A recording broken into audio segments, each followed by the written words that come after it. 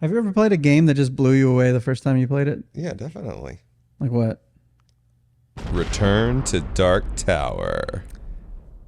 I've yet to be blown away by this because I haven't played it. You need to play it. Someday I'll play it. Special thanks to my friend Slivers. Everyone on the internet knows Slivers. Everyone on the internet. He's my friend in real life, and Yeah. he came over to my house with a copy of this game. When the first Kickstarter finished, he brought it over. This was a couple years back now, and got a big electric tower in the middle. It makes sounds, it spins, it shoots skulls out at you.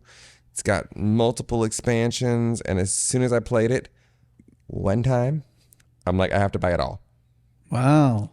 I went in full force. Maybe I should never play this. I went full force on the next version of their Kickstarter so that I could get the minis, the neoprene mat. I got it all. What is it? Is it a co-op game? Yes, it's a co-op. It's a big, chunky Ameritrash co-op game based on a game from the 1980s that had an electronic tower even then. But I'm sure it's completely different. It is. Now you use an app to talk with the tower. It uses Bluetooth. And Right. the only complaint is that it uses a lot of batteries. But They don't otherwise, have a plug-in-the-wall version? not that I know of, no. Huh. But man, is it great. It's so great, in fact, that sometimes I'll bring it to a game day. We'll have 2 tables of Dark Tower going simultaneously next to each other. Isn't that noisy? Playing, you really can only hear it at your own table. Oh, okay. Playing 2 different, like, you can't play the expansions together. So one table will be playing expansion A, the other table will be playing expansion B. And then sometimes I've even see where everyone switches after. Well, I want to play the other expansion now.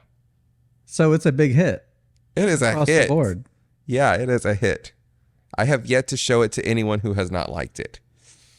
I want to know what this has a rating of.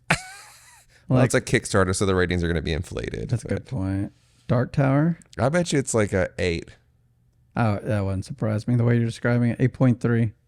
Yeah. Tim Burl Soward is the designer. 1980s-tastic. Yeah. Oh, he made that Beast of Balance game that wasn't great. But, oh, that's it? Just those 2? Interesting. I mean, but also Isaac Childress is list. I mean, there's a ton of designers on. Oh, wow. Like, literally a ton of designers. Yep. Well, I mean, I guess you get a team of 7 together. They're like the Avengers of board gaming. And they'll just make an awesome game. Mm-hmm. What about you? You ever been blown away? It was, yeah, there's been a few times. I'm going to go opposite this big game. I'm going to go really small with Junk Drawer. I haven't played this. That's one I was not expecting it. That could be why it blew me away. Is just because I was like, oh, this little junk game about junk. I could play a game about junk and just be like 15 minutes later and be like, okay, what's next? Let's play it. Yeah, we can play it. But this one, I played it. And I was like, let's do it again. This was on stream too. So we played it on stream just to get through a bunch of games. Like, no, we got to do that one again. That was 15 minutes, but that was really fun. So Junk Drawer is one that jumped out at me. What kind of a game is it? You have these 4 quadrants in your own little area. You got a big polyominoes pile of junk.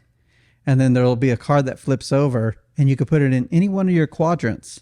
But once you do that, you can't put the next piece of junk in that quadrant until you've gone through all 4. I'm ready. Let's play. Yeah, it's a really fun game. And then each quadrant has its own set of rules that's randomly drawn at the beginning of the game. Okay, love that. They're color coordinated quadrants. So everybody's playing on the same rule. Every blue quadrant is the same rules for everybody. And then you see how everybody does at the end of the game. Okay. It's a good game. It's giving a little Blew me away the first time. Giving a little Sagrada Artisans. One of the episodes had like quadrants. I don't remember which one that would have been. Yeah. Yeah, there's Sagrada Artisans. Well, speaking of the little soft, light games and easy little filler games, Yeah. Scout. Scout blew you the first time? Tell me that you've played Scout. I've played it, but it didn't blow me away the first time. That was one of those that took a while for me to warm up to. I mean, I had heard of ladder climbing games, and I think I had played 1 or 2, but I never really got it until I played Scout. Once I played Scout, I'm like, oh, this is the appeal of a ladder climbing game. Now I get it. Immediately went and bought it. I had a very different reaction. because I played this on Board Game Gumbo stream, BJ at Board Game Gumbo, and I was like, I can't move my cards. What kind of game is this? Uh-huh. But that is the big appeal of the game. I just don't like it's like playing a video game where you can't jump. The strategy is how to make it work. Of course. With that. That's the puzzle of it. Yeah. Well, same with those video games where you can't jump. You're like, okay, you can't just jump up this cliff, figure out another way. Yeah. An older one that brought me in is Coimbra. Oh, yeah. That one comes to mind. I was there. Yeah. That one was like, this is a nice game. And I still play it today. And that's one where I never forget the rules for that game. There have been other games that we've played that I have forgotten how to play completely, like Keyflower. No recollection of how to play that. I've fully forgotten Coimbra, but oh no, I fully remember Coimbra and can teach it always. But yeah, that's one that always sticks out to me as a great game, and yeah, blew me away the first time I had to get it. Everyone likes it when they play it.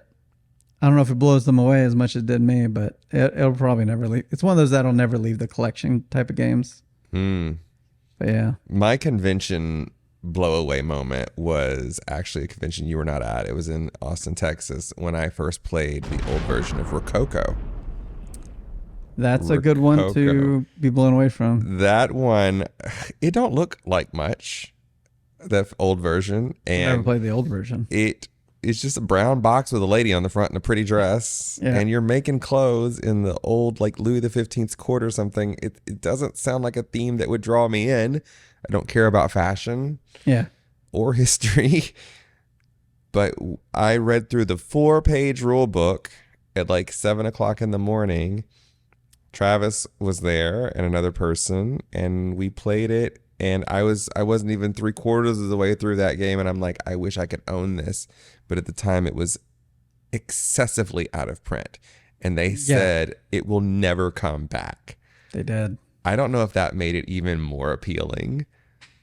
Probably. The fact that I could not have it. Yeah.